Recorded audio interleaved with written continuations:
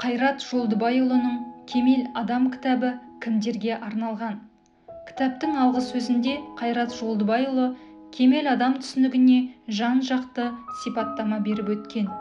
Кітап оқырманның тұлғалық дамып, жан-жақты кемелденуіне аз да болса үлесін тигізер деген ниетпен жазылған, көпшілікке арналған мотивациялық кітап. Кітап асыл дініміздің өлмес қағидалары мен ұлт көсемдерінің ақыл-ой мұралары һәм адамзатқа ортақ құндылықтарын қатар ұстана отырып жазылған.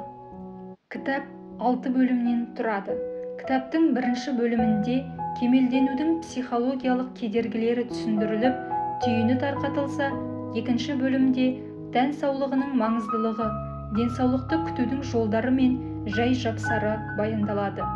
Үшінші бөлімде уақытты тиімді пайдалану және жоспарлау тәсілдері мен тетіктері берілген.